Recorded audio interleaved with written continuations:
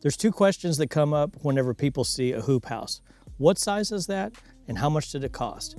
In this video, we're going to be talking about why those are probably the last two questions you ask and how to properly size a hoop house and all the considerations that you think about before you answer questions that are kind of meaningless at the end. Let's get into it. A market grower with experience is going to look at a greenhouse or a high tunnel much differently than somebody would in a backyard. On the flip side of things, you may have a homesteader who has a lot of family living at home and wants to feed that family as much as possible from that garden. All of these are hoop houses, all of them are exciting, but they do vastly different jobs. So the questions I want you to ask is, what am I growing? Am I starting seeds? Am I growing crops? Am I doing both?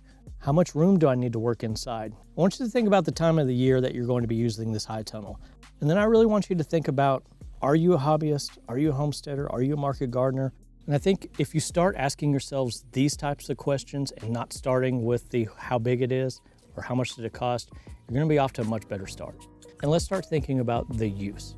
A compact greenhouse setup makes sense when the main job is seed starting, potted plants, propagation, or keeping a backyard area clean and tidy. Things look a little bit different if you want to grow more in ground. So think about crop height, row layout, walkways, trellising, irrigation, suppressing heat, and really at the end of the day, how you're going to move in the structure and do you have enough room to do those goals and to leave room for the people that's going to be doing the actual tasks. Next, let's look at the grower. And we're going to do this under 4 lenses: a hobby greenhouse use, home food production, homesteading and serious backyard use, and market farming.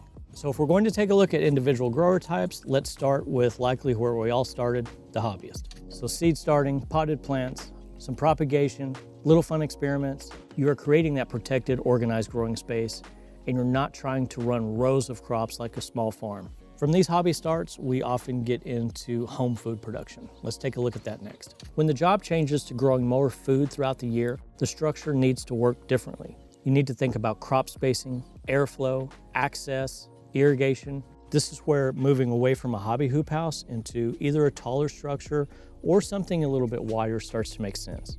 The next step up is often a homesteader who is heavily relying on home food production to feed their family.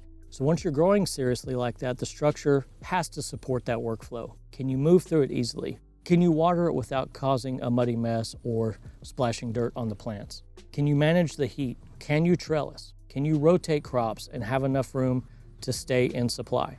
We're starting to look at bigger sizes. We're starting to look at longer tunnels, 20 foot, 24 foot, 30 foot, and we're looking at pushing those end walls back further to give us more space.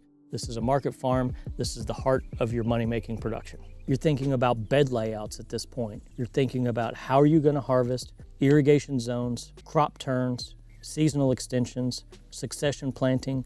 So throughout this video, we've talked about scenarios and questions to ask as we're scaling up or considering scaling up. And so what changes when that scale up actually happens? So as you step into a larger all-metal kit, you're not just paying for more steel. You're paying for a structure that gives you more working room, more airflow, and a better long-term setup. And airflow is such a big part of that decision. A structure that is cramped may be hard to manage. And for me, that airflow concern is probably one of the main reasons to step up. Everything looks great on a piece of graph paper, but when you're actually in this, nobody has ever called and said, I should have got a smaller tunnel. So if you're on the fence, really consider if everything goes right and everything grows to its full potential, are you going to have enough room to properly take care, harvest, and replant those plants? The other part of sizing up, if you're on the fence, is consider the fixed cost of the structure, and that's end walls. This is a 30 foot wide by 60 foot long kit. Let's look at what changes and doesn't change with adding length. Roll up sides. We have hand crank, and while we do need more snap clamps and more EMT for the length, whether we're doing a 20 foot long hoop house or 120 foot long, you have 2 hand cranks per side, fixed cost. If we look at what's comprising the hoop house, we have a ventilation shutter, which is an option, but what's not an option is vertical uprights, this greenhouse film, door, or door options. And if we think about all of this metal, whether the hoop house is 4 foot or 120 foot long, This is not really going to change except for a couple of door and ventilation options. So just for roundup figures, just work with me here, folks. Let's say that an end wall is a $1,000 fixed cost with the options that you choose. Every 4 foot that happens, yes, you're adding cost, but you're also reducing the amount per square foot that the total build cost.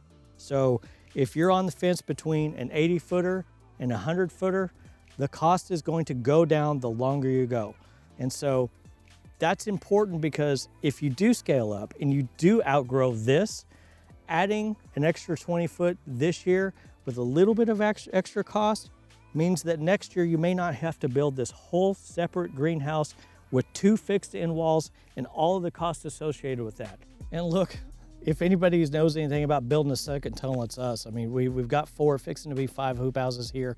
Your efficiency building a bigger tunnel from a labor standpoint drastically increases if you go longer in the beginning. Think about, you have all of your tools, ladders, everything's out at once. You got your people coming to help, hopefully, and you're doing all the labor at once. All of these things, the ball is in your court for these decisions, but I just want to bring up some of the cost and labor savings that are associated with scaling up in the beginning. But that doesn't mean that you need to build the biggest kit. What if I had a wish for anybody is that if you're looking at buying a hoop house, you would find the courage within yourself to call a local grower and say, hey, I'm thinking about buying a hoop house. Can I come walk and just see what it actually feels like to be? It's one thing to drive past the road and to see one, but to be inside of a working hoop house and see all the good, the bad, and the ugly, and feel what it's like in the middle of summer, in the middle of winter, when it's busy, when it's grown out, and when it's in transition, to get an idea of what that looks like before,